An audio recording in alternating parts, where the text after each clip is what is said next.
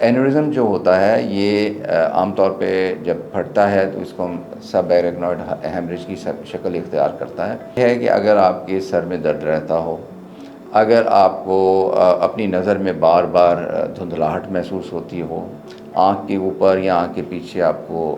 درد رہتا ہو، خدا نخواستہ ہم اس کا شکار تو نہیں ہے. اگر کوئی ایسی بات ہے تو اس کے لیے آگے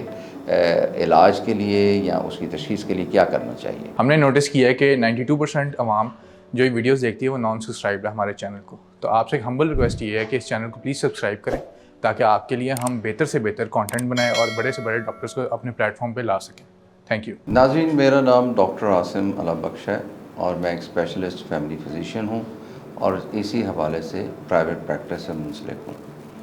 اگر آپ مجھ سے آن لائن کنسلٹیشن لینا چاہیں یا کلینک وزٹ کرنا چاہیں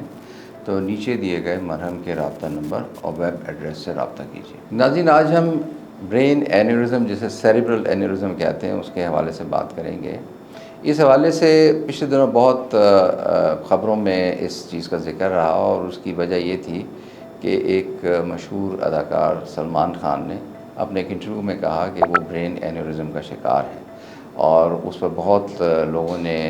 حیرانی کے ساتھ پریشانی کا بھی اظہار کیا. تو ہم یہ دیکھتے ہیں کہ برین اینیورزم ہے کیا اور اس میں پریشانی کی کیا بات ہے اور اس میں کیسے ہم جان سکتے ہیں کہ خدا نخواستہ ہم اس کا شکار تو نہیں ہے. اگر کوئی ایسی بات ہے تو اس کے لیے آگے علاج کے لیے یا اس کی تشخیص کے لیے کیا کرنا چاہیے؟ ناظرین، برین اینیورزم کسی بھی بلڈ ویسل میں ایسی صورتحال کا نام ہے جب وہ اپنی نارمل سائز سے بڑی ہو جائے اور جب بڑی ہو تو اس کی وجہ سے جو اس کی وال تھکنس ہے وہ کم ہو جائے. آپ نے دیکھا ہوگا جب ایک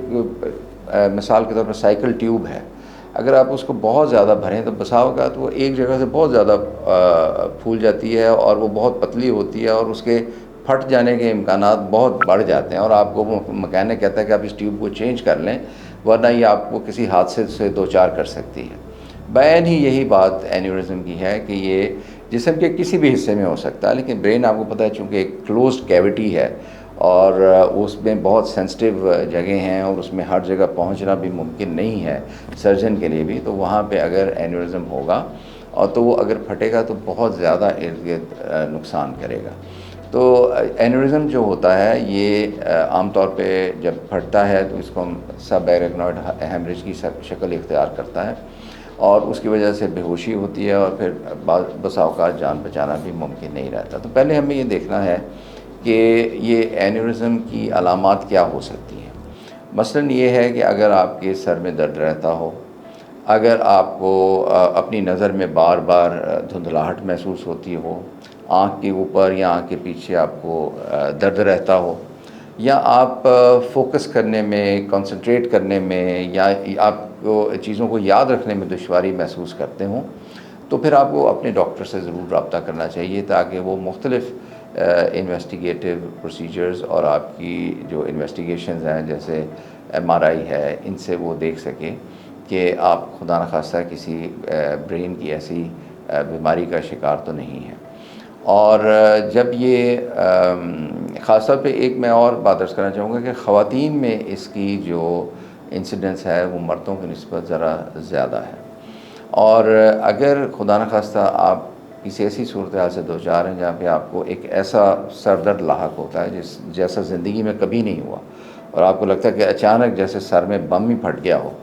اور تو اس وقت فوری طور پر آپ کو ایمرجنسی کی طرف رش کرنا چاہیے کیونکہ یہ امکان ہے کہ آپ کا جو اینیورزم ہے وہ خدا نخواستہ رپچر ہوا ہے اور اس کی وجہ سے خون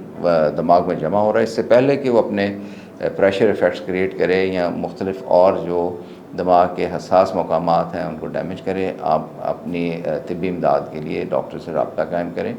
یا آپ کو یہ لگے کہ سر درد کے ساتھ آپ کو بہت زیادہ الٹیاں آ رہی ہیں یا دو آپ کو نظر آنے شروع ہوئے یا آپ کو آنکھوں میں بینائی کا جو ہے کمی محسوس ہو، یہ تمام چیزیں جو ہیں اس طرف اشارہ کرتی ہیں. مقصد آپ کو پریشان کرنا نہیں ہے، ہر سر درد اینیورزم کی وجہ سے نہیں ہوتا، لیکن اگر آپ کو متواتر